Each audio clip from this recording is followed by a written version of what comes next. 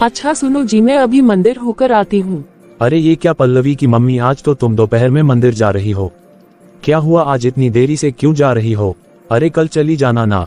आपको तो पता ही है ना जी, जब तक एक बार मंदिर ना जाऊं तो मेरा मन ही नहीं मानता।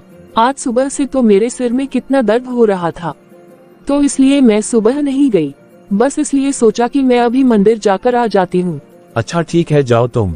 अरे लेकिन पहले सोनाली को बता देती हूँ कि आज वो मेरे लिए साबूदाने की खिचड़ी बना देगी। सोनाली, ओ सोनाली। अरे पल्लवी की मम्मी, भला तुम्हारे मंदिर जाने का मतलब ही क्या है, जब तुम्हारा तो पूरा ध्यान खाने पीने में ही लगा है। अरे आप तो चुप ही रहिए जी। अरे आप कौन सा पूजा पाठ कर लेते हो या मंदिर चले जाते हो जो आप मुझे बता रहे हो कि मुझे मंदिर नहीं जाना चाहिए? जी मम्मी जी, आपने बुलाया? हाँ सुनो बहू, मैं अभी मंदिर जा रही हूँ, लेकिन वापस आकर मैं खाना नहीं खाऊंगी, तो तू ना मेरे लिए साबूदाने की खिचड़ी बना देना। लेकिन मम्मी जी, आज तो आपका व्रत नहीं है ना। अच्छा तो क्या साबूदाने की खिचड़ी सिर्फ व्रत में ही खाई जाती है क्या? नहीं नहीं मम्मी जी, मेरा वो मतलब नहीं था। तो फिर इसलिए मैं जितना कह रही हूँ तू सिर्फ उतना ही काम कर। जी ठीक है मम्मी जी। अब कैसी है बेटा तुम्हारे पापा की तबीयत? अभी भी ठीक नहीं है पापा जी। कोई बात नहीं बेटा, तुम चिंता मत करो, समधी जी जल्दी ही ठीक हो जाएंगे, तुम ज्यादा परेशान मत होना। जी पापा जी। अरे नहीं यार, मैं बस जल्दी पहुंचती हूँ। अरे मैं सीधे अंजलि के घर पर ही आती हूँ ना। तुम सब लोग मुझे वहीं मिलो, फिर हम सभी लोग वहीं से एक साथ चलते हैं। अच्छा ठीक है। अच्छा सुनिए भाभी, मैंने ना अपने 5-6 जोड़ी कपड़े निकाले हैं धोने के लिए, तो आप उन्हें अच्छे से धो देना और धोने के बाद उन्हें अच्छे से प्रेस भी कर देना। वो क्या है ना कि मुझे कॉलेज ट्रिप पर जाना है। जी ठीक है दीदी। अरे रिया, भला ये क्या बात है बेटा, तुम भी तो अपने कपड़े धो सकती हो ना। ठीक है दीदी, मैं आपके कपड़े धोकर प्रेस कर दूंगी। नहीं सोनाली बेटा, तुम्हें इसके कपड़े धोने की कोई जरूरत नहीं है, ये दिन भर बस फोन में ही लगी रहती है। अरे बेटा, ये अपने कपड़े तो खुद भी धो सकती है ना। अरे मुझे समझ में नहीं आता पापा कि आप मेरे पापा हो या भाभी के। आप तो बस हमेशा भाभी का ही पक्ष लेते रहते हो। आप खुद ही सोचिए जरा कि अब भाभी के होते हुए मैं कपड़े धोऊंगी। भला ये भी क्या बात हुई पापा? ठीक है दीदी, आप जाए, मैं आपके कपड़े धोकर प्रेस कर दूंगी। ये बहुत ही गलत बात है रिया, तुम्हें तो घर के कामकाज में अपनी भाभी की मदद करनी चाहिए, उल्टा तुम तो आपकी भाभी को ऑर्डर देकर जा रही हो। अरे आप ये क्या बोल रहे हैं पापा? भला मैं भाभी की मदद क्यों करूं? बल्कि पापा, मेरी भी कितनी सारी सहेलियां हैं और उन सब की भी भाभी आ चुकी है, इसलिए उनमें से कोई भी घर का काम काज नहीं करता। उल्टा सभी बस ये ही कहती हैं कि अगर भाभी के होते हुए भी हमें ही काम करना पड़े तो फिर भाभी के होने का मतलब ही क्या है। और पापा, मुझे बहुत ही देर हो रही है, मेरी फ्रेंड्स मेरा वेट कर रही हैं। और आप भाभी, आप मेरे कपड़े अच्छे से धोकर प्रेस कर देना। हाँ ठीक है दीदी। ये लड़की भी ना किसी की भी एक भी बात नहीं सुनती, इसकी माँ ने इसे बहुत ही सर पर चढ़ा रखा है। सोनाली बेटा, तुम रिया से घर का कामकाज करने के लिए क्यों नहीं कहती हो? क्यों उसके सारे काम तुम चुपचाप कर लेती हो? कोई बात नहीं पापा जी, आप परेशान मत होइए, मैं अभी के अभी सब काम कर लेती हूँ। वैसे भी पापा जी, रिया दीदी इस घर की लाडली बेटी है, और वैसे भी पापा जी वो कब तक इस घर में रहेंगी? एक ना एक दिन तो उनकी भी शादी हो जाएगी और फिर उन्हें भी तो अपने ससुराल जाना ही होगा, तब तो वो घर के सारे काम काज सीख ही जाएंगी।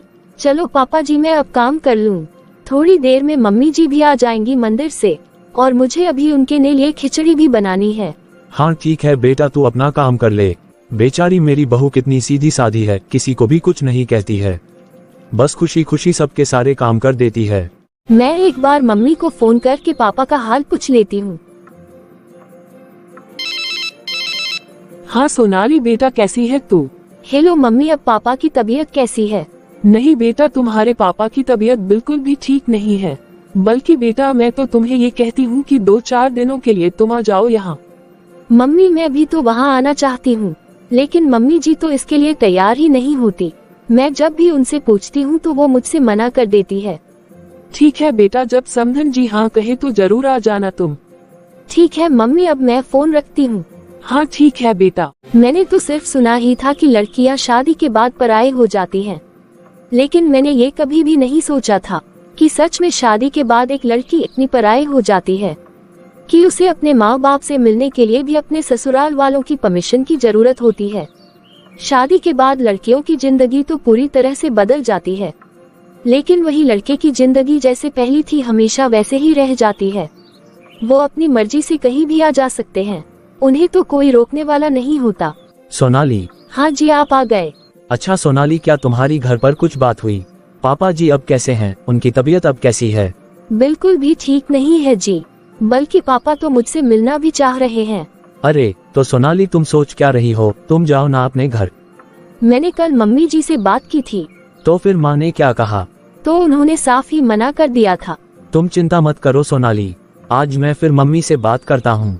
आप रहने दीजिए ना जी, आप मेरी वजह से क्यों डांट खाना चाहते हैं? आपको तो पता ही है ना, आपके कहने के बावजूद भी मम्मी जी कभी नहीं मानेगी। मम्मी जी की जब मर्जी होगी तभी वो मुझे अपने मायके जाने देगी। अरे तुम चिंता मत करो सोनाली, मैं आज ही बात करता हूँ मम्मी से। सोनाली, सोनाली। मैं अभी आई जी, मम्मी जी आवाज लगा रही है। हाँ ठीक है, तुम जाओ।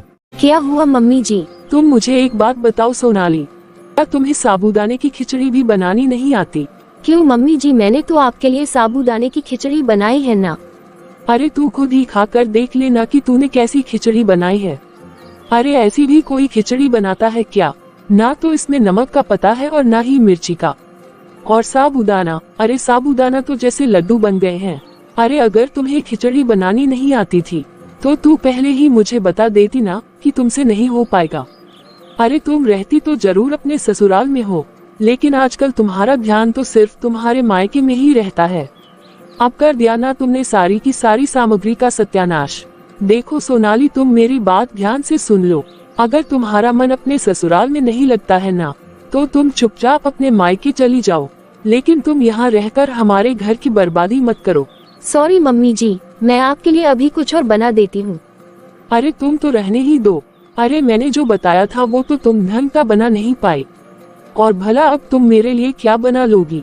और वैसे भी अगर तुम कुछ भी बनाने की कोशिश भी करोगी तो तुम्हारे से कहाँ कुछ अच्छे से बन पाएगा, क्योंकि तुम्हारा ध्यान तो तुम्हारे मायके में ही है। बिल्कुल ठीक कहा मम्मी आपने कि भाभी का ध्यान ना बस उनके मायके में ही लगा हुआ है। मम्मी, मैंने भाभी को कुछ कपड़े दिए थे। मैंने भाभी को बोला था कि वो मेरे कपड़े अच्छे से धोकर प्रेस कर देना, लेकिन भाभी ने तो मेरे कपड़ों को ऐसा धोया है कि उसे देखकर ऐसा लग ही नहीं रहा है कि ये कपड़े साफ सुथरे हैं। ऐसा लगता है कि भाभी ने बस इन्हें पानी में डुबाकर सुखा दिया है। नहीं दीदी, मैंने तो आपके कपड़ों को अच्छे से ही धोया है, लेकिन आपके कुछ कुछ कपड़ों में शायद सॉस के दाग हैं जो निकल नहीं रहे थे। ये तो सब आपके बहाने हैं भाभी, बल्कि आप तो मेरे कपड़े धोना ही नहीं चाहती थी, इसलिए अपने मेरे कपड़ों को धोया ही नहीं है ताकि मैं आपको दोबारा से अपने कपड़े धोने को ना दूं। आखिर पापा ने जो आपका पक्ष ले लिया था ना, इसलिए ही तो आपने जानबूझकर ऐसा किया है ना। देखो मेरी बात सुनो सोनाली, अगर तुम्हें तुम्हारे मायके जाना है तो तुम खुशी खुशी जाओ, और तब तक मत आना जब तक तुम्हारे पापा ठीक ना हो जाए। आए बात समझ में? मैं तो हर बार साबूदाने की खिचड़ी ऐसे ही बनाती हूँ, लेकिन पता नहीं आज मम्मी जी को इस खिचड़ी में क्या बुराई नजर आ रही है। पापा जी ने और इन्होंने भी तो खिचड़ी खाई थी, लेकिन उन्होंने तो नहीं बताया कि खिचड़ी बेकार बनी है। और दीदी के भी कपड़े तो मैंने साफ सुथरे ही धोए हैं। लगता है मम्मी जी मुझसे नाराज है, इसलिए जानबूझकर वो मेरे साथ ऐसा कर रही है, क्योंकि उन्होंने मम्मी जी से पूछा था ना, और कहा होगा कि सोनाली को मायके जाने दो। शायद मम्मी जी मुझ पर इसी बात का गुस्सा निकाल रही है। मानती हूँ कुछ दिनों से मेरा पूरा ध्यान मेरे मायके की ओर ही है, और भला हो भी क्यों ना हो, मेरे पापा इतने बीमार जो है, और मैं उनकी कितनी अभागी बेटी हूँ जो एक ही शहर में रहने के बावजूद भी अपने पापा से मिलने नहीं जा पाती हूँ। अरे मायके में ध्यान होने का मतलब ये तो नहीं है कि मैं अपने ससुराल की जिम्मेदारियों को ढंग से नहीं निभा पा रही हूँ। मैं तो पहले भी ये सारे काम करती थी और आज भी कर रही हूँ ना, लेकिन फिर भी मम्मी जी आज मेरी कामों में सिर्फ कमियां ही ढूंढ रही है। सोनाली, हम कल पापा जी को देखने चलते हैं, और वैसे भी कल मेरी छुट्टी भी तो है। लेकिन क्या आपने मम्मी जी से बात की जी? अरे हाँ, हम लोग 1-2 घंटे के लिए ही तो जा रहे हैं, तो भला इसमें बात करने की क्या जरूरत है? नहीं जी, पहले आप मम्मी जी से बात कर लेना। अच्छा ठीक है, मैं बात कर लूंगा, लेकिन मैं तुमसे वादा करता हूँ कि मम्मी चाहे ना भी कहे तब भी मैं कल तुम्हें पापा जी से मिलाने ले चलूंगा। थैंक यू जी। फिर अगले दिन, मम्मी जी मैंने ना घर का सारा काम खत्म कर दिया है। अब मैं इनके साथ पापा से मिलने जा रही हूँ और मैं शाम तक वापस आ जाऊंगी। अरे तू क्या एहसान करके जा रही है मुझ पर, जो तू मुझे इस तरह से काम गिनाने आए है? नहीं, आप मुझे गलत समझ रही है मम्मी जी। मैं तो सिर्फ इसलिए बता रही थी कि यदि आपका कोई काम हो तो आप वो भी मुझे बता दीजिए, मैं वो भी करके जाऊंगी। अरे हमने तो कभी किसी को रोका ही नहीं है, बल्कि जिसकी जहाँ मर्जी है वो वहाँ आए जाए। ठीक है मम्मी जी। अरे ये तो ऐसे एहसान जता रही है ये हम पर, कि जैसे ये घर का सारा काम करके जा रही है। अरे भाग्यवान, भला ये भी क्या बात हुई? अगर तुमने बहू को सीधे मुंह पर हाँ कह दिया होता तो भला तुम्हारा क्या बिगड़ जाता? जब देखो तब तुम हमेशा उल्टी ही बात करती हो। अरे आप तो हमेशा मेरी बात का उल्टा ही मतलब निकालते हैं। मैं कुछ भी उल्टा नहीं कहती हूँ, मैं तो सब कुछ सीधा सीधा ही कहती हूँ। ठीक है मम्मी पापा, हम लोग अभी आते हैं जाकर। हाँ जाओ बेटा, तुम ध्यान से जाना। और हाँ बेटा, अगर जरूरत हो तो तुम बहू को 1-2 दिनों के लिए वहीं छोड़ देना। जी ठीक है पापा। क्या कहा आपने कि अगर जरूरत हो तो बहू को वहीं छोड़ देना? अरे अगर बहू अपने मायके में रहेगी तो हमारे लिए खाना कौन बनाएगा और हमारे कपड़े कौन धोएगा? क्या आप धोएंगे? अरे तुम रिया को घर के काम क्यों नहीं सिखाती? अरे तुम उसको भी तो कुछ काम सिखाओ। उसके ससुराल में मोबाइल उसके काम नहीं आएगा। अरे आप तो बस मेरी बेटी के दुश्मन बन बैठे हैं जी, आप उसे खुश नहीं देख सकते। अरे अगर रिया तुम्हारी बेटी है तो वो मेरी भी बेटी है, और मैं उसकी खुशियों का दुश्मन नहीं हूँ, बल्कि मैं तो बस उसके आने वाले भविष्य के बारे में सोचता रहता हूँ। इस तरह से सोनाली अपने पापा को मिलने चली जाती है। ये सब छोड़ो भाग्यवान, मुझे बहुत जोर से भूख लगी है, तुम मुझे गर्मागर्म खाना खिला दो ना। अच्छा अभी अभी आप ही तो कह रहे थे ना बहू को कि अगर जरूरत हो तो 1-2 दिनों के लिए वही रह जाएगी। आप जाए ना जाकर अपने हाथ पैर चलाए, आप खुद ही अपना खाना निकाल कर खाए, मैं तो नहीं देने वाली आपको खाना वाना। इस तरह से धीरे धीरे कुछ दिन बीत जाते हैं। अरे आओ आओ रिया की मम्मी, बड़े दिनों बाद आए हो। अरे आजकल तो आती नहीं है आप। अरे अब मैं क्या बताऊं, ये घर गृहस्थी में तो मैं ऐसी उलझ गई हूँ कि मुझे तो 1 मिनट भर की भी फुर्सत नहीं मिलती। तुम्हें याद है ना सरस्वती, हम लोग पहले कहा करते थे कि जब हमारे बेटे बड़े हो जाएंगे और हमारी बहू आ जाएगी तो हम लोग जैसे ही फ्री हो जाएंगे तब हम अपनी मर्जी से कहीं भी आया जाया करेंगे और अपनी मर्जी से कहीं भी घूमने फिरने जाया करेंगे और इस घर गस्ती से मुक्त हो जाएंगे। अरे हाँ, मुझे याद है हम कहा तो करते थे, लेकिन मुझे तो ऐसा लगता है कि अपनी बहुओं के आ जाने के बाद हम लोग कुछ ज्यादा ही बिजी हो गए हैं। और तुम्हारे समधी जी की तबीयत अब कैसी है? विवेक बता रहा था कि बहुत दिनों से तुम्हारे समधी जी की तबीयत ठीक नहीं है। हाँ, विवेक बता रहा था कि अभी भी ठीक नहीं हुए हैं। अरे हर रोज घर में उनकी ही तबीयत का ही तो रोना लगा रहता है। सोनाली का दिमाग तो जैसे घर के काम काज में लगता ही नहीं है, बस पूरे टाइम फोन पर अपने मायके वालों से ही चिपकी रहती है। हाँ, उस बेचारी का मन नहीं लगता होगा ना, क्योंकि अब उसके पापा जो बीमार है। अच्छा बैठो तुम, मैं तुम्हारे लिए चाय बना के लाती हूँ। अरे क्यों, तुम क्यों चाय लेकर आएगी? तुम्हारी बहू कहाँ गई है? अरे बहू तो अपने मायके जो गई हुई है। क्या राधिका अभी तक मायक से नहीं लौटी है?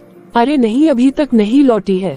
अब बेचारी का मायका इतनी दूर भी तो है, इसलिए मैं तो हमेशा ही उससे कहती हूँ कि वो साल में 1 बार तो जाती है, तो फिर 8-10 दिन रह कर ही आना। अरे वो दूर का मायका ही ठीक है, अब हमारे घर का ही देख लो ना। अरे अगर उसके मायके में किसी को खांसी भी आती है तो हमारी बहू तो उसी समय देखने पहुंच जाती है। अरे मैं तो बातों ही बातों में भूल गई कि कल रिया कॉलेज टूर पर जा रही है ना, मुझे उसकी पैकिंग भी तो करवानी है। मैं अभी चलती हूँ। अच्छा ठीक है, फिर आना। हाँ चल ठीक है। सोनाली, सोनाली, अरे ये क्या, मैं इतनी जोर जोर से आवाज लगा रही हूँ, लेकिन ये सोनाली तो आज सुन ही नहीं रही है। अरे वैसे तो एक ही आवाज में भागती हुई आ जाती है। क्या हुआ मम्मी? बेटा सोनाली कहाँ है? मैं कब से उसे आवाज लगा रही हूँ। मम्मी सोनाली तो अपने मायके गई है, क्योंकि उसके पापा की तबीयत कुछ ज्यादा ही खराब है, तो उसके घर से फोन आया था, तो इसलिए मैंने ही उसे जाने को कह दिया। क्या एक बार तुमने मुझसे पूछना भी जरूरी नहीं समझा और तूने अपनी मर्जी से ही बहू को मायके भिजवा दिया? मम्मी आप घर में नहीं थी, अगर आप घर में होती तो मैं आपसे जरूर पूछ लेता। और हाँ माँ, शायद सोनाली 3-4 दिन नहीं आएगी और घर का काम तो जैसे तैसे हो ही जाएगा। और माँ मैं भी अपने ससुराल ही जा रहा हूँ, शायद उन लोगों को मेरी भी जरूरत पड़े। हाँ बेटा सही कह रहा है तू, उन्हें तेरी भी जरूरत पड़ सकती है। ना जाने समधी जी की तबीयत अब कैसी है, इसलिए तुम भी जाओ। अरे ऐसे कैसे जाओ? हाँ रिया की मम्मी, यदि उनका दामाद उनके आसपास रहेगा तो उन लोगों को हिम्मत मिलेगी, और वैसे भी दामाद तो बेटा की ही तरह होता है ना। हाँ तुम जाओ बेटा, और जितनी मदद हो सके उतनी मदद जरूर करना। हाँ ठीक है पापा, मैं चलता हूँ। अरे आपने ऐसे कैसे विवेक को भेज दिया? और अगर वैसे भी सोनाली नहीं भी जाती तो कोई फर्क नहीं पड़ता। अरे वो अभी पिछले हफ्ते ही तो अपने पापा से मिलकर आए हैं ना। और अगर सोचो यहाँ हमारी तबीयत खराब हो गई या हमारे घर में किसी चीज की जरूरत पड़ गई तो भला हमें कौन लाकर देगा? अब मुझे समझ में आता है कि जीजी बिल्कुल ठीक कह रही थी कि कभी भी अपने बेटे का रिश्ता घर आस पास मत करो, वरना बहू हर दूसरे दिन दौड़ दौड़ कर मायके जाएगी। अरे किसी का फोन बस आ जाए, किसी के सिर में दर्द हो रहा है, किसी को खांसी आ रही है, सोनाली तो बस अपना बैग उठाती है और मायके चली जाती है। अरे मुझे समझ में नहीं आता इसके मायके वालों का हाल।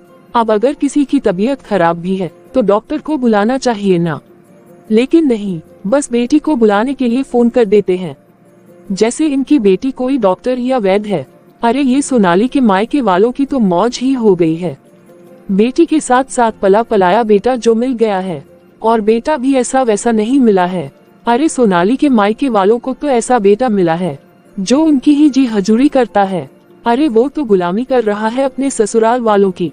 यहाँ कितने दिनों से मेरी तबीयत खराब है, मेरे कमर में दर्द है, पैरों में दर्द है, लेकिन किसी को मुझसे क्या लेना देना। बस खटकते रहो अपने घर गृहस्थी में, बाकी सबकी तो मौज ही है यहाँ। क्या कहा रिया की मम्मी? अभी अभी तुमने कि घर गृहस्थी में खटकती रहो, रसोई में खटकते रहो, यही कहा ना तुमने? अरे अच्छा हो गया कि कहीं तुमने ये नहीं कहा कि बहू रानी की भी सेवा मैं ही करती हूँ। और नहीं तो क्या, अब आपको तो दिखता ही नहीं है कि बहू के आ जाने के बाद भी मैं कितना काम करती हूँ। अरे मेरी एड़ियों में कितना दर्द होता है ये तो मैं ही जानती हूँ ना, कि एक एक कदम मैं कैसे रखती हूँ। अरे बंद करो अपना ये नाटक रिया की मम्मी। अरे 4 साल पहले तो तुम ही कूद कूद कर घर के सारे काम करती थी, लेकिन जब से इस घर में बहू आई है तब से तुम तो घर के एक भी काम को हाथ नहीं लगाती। और क्या कहा तुमने कि तुम्हारी एड़ियों में दर्द रहता है? अरे पूरे दिन तो अपनी किसी ना किसी सहेली के यहाँ चली जाती हो, कभी पड़ोस में बैठने चली जाती हो तो कभी मंदिर चली जाती हो, और जब देखो तब तुम मार्केट चली जाती हो, फिर भी कहती हो कि तुम्हारी एड़ियों में ही दर्द रहता है। ये तुम्हारे हाथ पैर कमर और एड़ियों में जो दर्द शुरू हुआ है ना, वो सिर्फ बहू के आने के बाद से ही हुआ है, क्योंकि अब तुम कोई भी काम नहीं करती हो। इसलिए मैं तो कहता हूँ कि थोड़ा बहुत तुम भी घर के कामकाज कर लिया करो, तभी तुम्हारे हाथ पैर और एड़ियां सही सलामत रहेगी। अरे हाँ हाँ, आपको मेरे दुख दर्द कहाँ नजर आते हैं? अरे तुम अपनी लाडली बेटी से क्यों कुछ नहीं कहती हो कि वो घर के कुछ कामकाज कर ले? सारे दिन मोबाइल लिए इधर से उधर घूमते रहती है वो, और कहीं गलती से उसके हाथ से मोबाइल छूट भी जाता है तो फिर उसकी वो सहेलियां आ जाती है जिनके साथ वो घंटों बैठकर गप्पे लड़ाते रहती है। और एक हमारी बहू है बेचारी सोनाली, जो सारे का सारा घर अकेले ही एक पैर पर संभालती है। वाह जी वाह, वो कल की आए पराई लड़की आज आपको अपनी बीवी और बेटी से भी ज्यादा सगी लगने लगी है। अरे उस कर्मजली ने तो मेरा बेटा ही मुझसे छीन लिया। कल तक मेरा बेटा मेरी मर्जी के बिना कोई काम नहीं करता था, लेकिन आज देखो उस कर्मजली की वजह से उसके पीछे पीछे ही घूमता रहता है, और आज मुझसे बिना पूछे तो वो उसके मायके तक पहुंच गया। अब मेरे बेटे के लिए अपनी माँ और बहन से भी ज्यादा सगे तो उसके ससुराल वाले रिश्ते हो गए हैं। अरे वो तो अपने ससुराल वालों की ही जी अजूरी करता है, और ये सोनाली भी कहाँ कम है। ये अपनी माँ की अच्छे से सिखाई पढ़ाई हुई है, जो मेरे बेटे को अपने बस में करना चाहती है। अरे ये मेरे बेटे के सामने जानबूझकर ना अपना दुखड़ा रोती है, अरे ऐसा मुंह लटका कर खड़ी रहती है कि पूछो ही मत। ये ऐसे मेरे बेटे को बनकर दिखाती है कि ससुराल में तो हम उसके साथ बहुत अत्याचार कर रहे हैं। अरे तुम अत्याचार ही तो कर रही हो। क्या मतलब आपका? अरे कैसा अत्याचार कर रही हूँ मैं उसके साथ? क्या उसे खाने को नहीं दे रही हूँ या नए कपड़े खरीद कर नहीं दे रही हूँ? अरे वो अपनी मर्जी से तो रहती है, और 4 रोटी की जगह 6 रोटी सेकती है। अरे मैंने किचन में कभी उसका हाथ पकड़ा है क्या? वाह रिया की मम्मी वाह। अरे वो कौन सा काम अपनी मर्जी से कर रही है? उस बेचारी को अगर सब्जी भी बनानी होती है तो वो पहले तुमसे पूछती है, और अगर कभी नीचे सब्जी वाला भी आ जाए तो 1 किलो सब्जी खरीदने से पहले वो तुमसे आकर पूछती है कि मां जी 1 किलो सब्जी खरीदूं या आधा किलो। अरे कितना डर है उसके अंदर तुम्हारा। कोई डर वर नहीं है उसके अंदर। वो आपके और मेरे बेटे के सामने सिर्फ दिखावा करती है कि मैं अपने सास से कितना डरती हूँ। मेरी नंद मुझ पर इतना अत्याचार कर रही है, ये सब उसका दिखावा है जी। अरे पता नहीं उसने आपकी आंखों में कौन सी पट्टी बंद रखी है जो आपको सब कुछ समझ में नहीं आ रहा है। अरे उन लोगों ने मेरे बेटे को तो बस में कर लिया है। अरे गुलामी कर रहा है वो अपने ससुराल में जाकर। वाह रिया की मम्मी वाह, जब ये सब काम हमारा दामाद करता है तब तो तुम उछल उछल के अड़ोस पड़ोस में बताती हो कि बड़ा भला है मेरा दामाद, बड़ा सीधा साधा है मेरा दामाद। अरे वो बड़ा सम्मान देता है हमें। अरे ये सब कहते हुए तब तो तुम थकती नहीं हो, और आज जब हमारा बेटा ऐसा कर रहा है तो वो बहुत गलत हो गया, बुरा हो गया, वो अपने ससुराल वालों के बस में हो गया। तुम यही कहती हो ना रिया की मम्मी, हमारी पल्लवी बेटी की किस्मत बहुत अच्छी है जो इतना भला दामाद मिला है हमें। अभी पिछले महीने जब तुम 1 सप्ताह के लिए अपनी बेटी दामाद के घर गई थी तब तो तुम बड़ा खुश होके बता रही थी, तब तो तुम कितनी तारीफ कर रही थी दामाद जी की। हाँ तो यही कह रही थी ना तुम रिया की मम्मी, बहुत ही अच्छा है मेरा दामाद, मेरा डॉक्टर से इलाज करवाया, मुझे इतना घुमाया फिराया, ना जाने क्या क्या पकवान खिलाए मुझे मेरे दामाद जी ने। अरे ये किया मेरे दामाद ने और मेरे दामाद ने वो किया, इतना ख्याल रखता था कि मेरा दामाद ऐसा है, मेरा दामाद वैसा है। तब ये सब कहते तुम थकती नहीं थी ना, यही तुम कहती थी ना रिया की मम्मी कि मेरा दामाद तो हीरा है हीरा। तो क्या हमारा दामाद किसी का पला पलाया बेटा नहीं है क्या? अरे मैं तो कहता हूँ कि दामाद जी की माँ भी ना तुम्हारे ऊपर भी ऐसे ही भड़ास निकालती होगी कि तुमने उनके पले पलाए बेटे को छीन लिया, तुमने उस पर ना जाने कौन सा जादू कर दिया है, और ना जाने तुमको क्या क्या कहती होगी दामाद जी की माँ। और जब आज अपना बेटा किसी और माँ बाप का अच्छा दामाद बनने की कोशिश कर रहा है तो तुम उसे कह रही हो कि उन लोगों ने भड़का दिया है, बहला दिया, फुसला दिया है मेरे बेटे को। ना जाने क्या क्या इल्जाम लगा रही हो तुम समधी और समधन जी के ऊपर। अरे मुझे समझ में नहीं आता तुम बहू का इतना पक्ष क्यों लेते हो। मैं देखती हूँ आप जरूरत से ज्यादा बहू का पक्ष लेते हैं। अरे ऐसा क्या अच्छा अच्छा बनाकर खिलाती है बहू आपको? क्या हमने पहले कभी नहीं खिलाया आपको कुछ बनाकर? मैं इतना भी भूखा नहीं हूँ कि सिर्फ खाने के लिए झूठ का साथ दे दूं। मैंने तो हमेशा सत्य का साथ दिया है और आज भी सिर्फ और सिर्फ मैं सत्य के लिए खड़ा हूँ। अरे मैं तो कहता हूँ कि रिया की माँ, जब हम अपने बेटे के लिए दुल्हन लाते हैं ना, तब उसी वक्त हमें समझ लेना चाहिए कि अब हमें अपना बेटा भी किसी और को सौंपना है। एक बेटी की ही तरह एक बेटे की भी जब शादी होती है तो उसके भी कई नए रिश्ते जुड़ते हैं। नए रिश्ते जुड़ने के साथ साथ बेटा भी कई रिश्तों में बढ़ जाता है। पता नहीं आप कैसे पिता है। मुझे तो ये समझ में ही नहीं आता कि मैं तुम्हें इतना समझा रहा हूँ, फिर भी तुम्हें मेरी बात समझ में क्यों नहीं आती। अरे तुम भी तो एक माँ हो, और एक माँ होकर तुम ऐसी सोच रखती हो कि तुम्हारी बहू बस तुम्हारी ही सेवा करती रहे और बेटा पहले की तरह तुम्हारे पल्लू से ही बंधा रहे। भला ऐसे कैसे हो सकता है? अरे रिया की माँ, कम से कम कुछ समझने की कोशिश तो करो। अरे आप ये क्या बोल रहे हो? अब उसे मेरे पल्लू की क्या जरूरत है? अरे अब वो महारानी आ तो गई है ना, जिसके इशारों पर वो सुबह से लेकर शाम तक नाचता रहता है।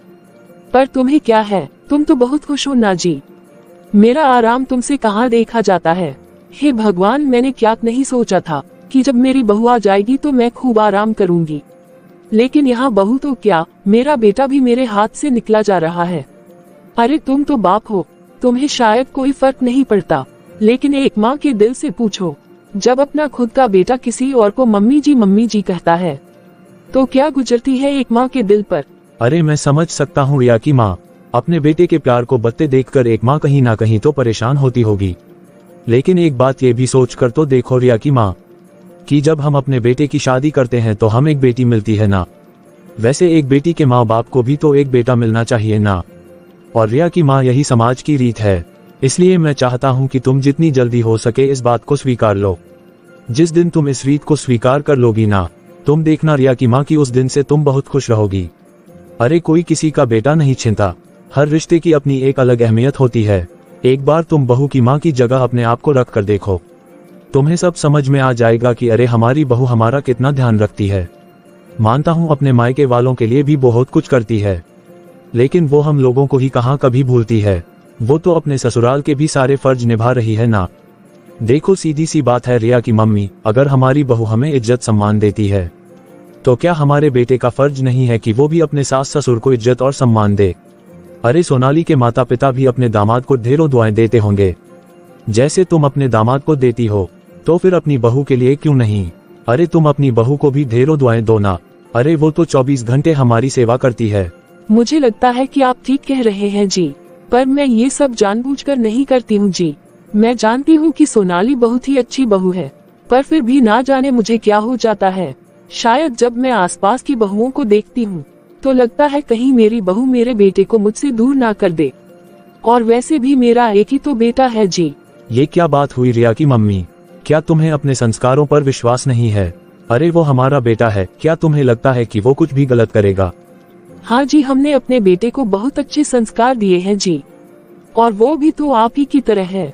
हमारा बेटा हमेशा सत्य के साथ खड़ा रहता है, और आप ही की तरह तो वो मेरे बिना नहीं रह सकता ना।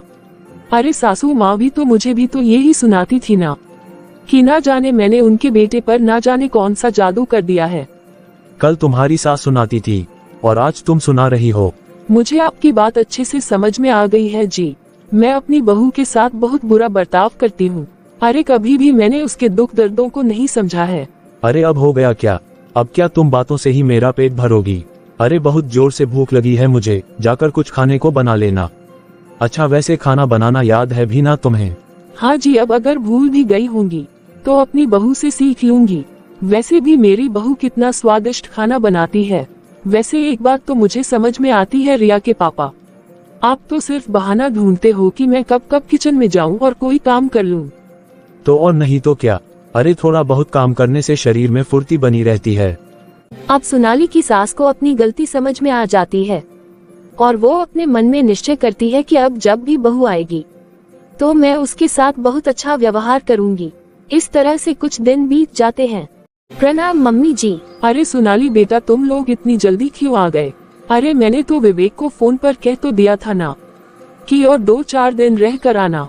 हाँ मम्मी जी, मैंने सोचा तो था कि 1-2 दिन और रुक जाऊंगी, लेकिन देखा कि भी मेरे पापा की तबीयत में काफी सुधार है। फिर इधर आपकी भी चिंता हो रही थी मुझे कि आप कैसे कैसे घर संभाल रहे होंगे, तो बस इसलिए मैंने इनसे कहा कि हम घर वापस चलते हैं। अच्छा ठीक है बेटा, तुम लोग थक गए होंगे ना, तो तुम लोग जाकर आराम करो। मैं तुम दोनों के लिए चाय बना कर लाती हूँ। मम्मी जी आप ये क्या बोल रहे हो कि आप चाय बनाओगे? अरे आप जाकर बैठिए ना मम्मी जी, चाय मैं बना लूंगी। क्यों, तुम क्यों चाय बनाओगी सोनाली? मैं क्या अभी इतनी बुद्धि हो गई हूँ कि चाय भी नहीं बना सकती? जाओ फटाफट हाथ मुंह धोकर कपड़े बदल लो, मैं अभी अदरक वाली चाय बनाती हूँ। नहीं मम्मी जी, मेरे होते हुए आप क्यों चाय बनाएंगे? जाकर आप पापा जी के पास बैठिए ना। बहू, मैंने एक बार तुम्हें कहा तो समझ में नहीं आ रहा है क्या? तुम जाकर बैठो, मैं भी चाय लेकर आती हूँ। जी जी मम्मी जी, मुझे तो समझ में नहीं आ रहा है कि ये मम्मी जी को अचानक से क्या हो गया है। चलो अच्छा हुआ बेटा कि समधी जी की तबीयत ठीक हो गई। बेचारी सोनाली कितना परेशान रहती थी अपने पापा को लेकर। लीजिए गर्मा गर्म अदरक वाली चाय पी लीजिए आप लोग। अच्छा किया बेटा सोनाली जो तुम कुछ दिन अपने मायके रह आए। तुम्हारी मम्मी का भी मन बहुत खुश हो गया होगा। अरे मम्मी जी आप बैठिए ना। अरे तुम बैठो बेटा, तुम आए हो थक करके, और तुम बैठ के आराम से चाय पी लो। अरे मैं तो सोनाली से कह रहा था माँ कि 1-2 दिन तुम और रुक जाओ, लेकिन बस ये तो यही रटन लगाए बैठी थी कि मम्मी जी के कमर में दर्द है तो कहीं हाथ पैर में दर्द है। मम्मी जी कहीं आप मुझसे नाराज तो नहीं है? अरे बेटा, भला मुझे तुमसे कैसी नाराजगी होगी? ऐसा लग रहा है मम्मी जी की मुझसे कोई गलती हो गई होगी और आज आप मुझको उसी की सजा दे रहे हैं जो आज आप इस तरह से मुझे बैठने को कह रहे हो, और चाय भी आप खुद ही बना कर ले आए हो। अरे नहीं बेटा, तुमसे कोई भी गलती नहीं हुई है, बल्कि गलती तो पहले मैं कर रही थी, जिसे अब मैं सुधारना चाहती हूँ।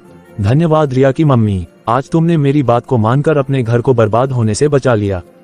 हाँ जी, अगर सब लोग आपकी ही तरह समझदार हो जाए तो कभी कोई घर टूटेगा नहीं। तो देख लिया ना दोस्तों, आज मैंने अपनी गलती को सही समय में सुधार कर और अपने घर को बर्बाद होने से बचा लिया। अब मुझे तो अच्छे से समझ आ गया है, और आप भी समझ जाओ कि जब एक लड़की किसी घर की बहू बनती है तो उस बेटा भी तो किसी का दामाद बनता है ना। और जितनी जिम्मेदारी बहू की होती है तो उतनी ही जिम्मेदारी एक दामाद की भी होती है, इसलिए कोई भी किसी के बेटे को नहीं छीनता। आशा करती हूँ दोस्तों आप लोगों को हमारी आज की ये कहानी पसंद आई होगी। इसी तरह की मोरल स्टोरीज देखते रहने के लिए आप इस वीडियो को लाइक शेयर करें। और प्लीज हमारे चैनल पीकबू हिंदी कहानियाँ को जरूर सब्सक्राइब करें।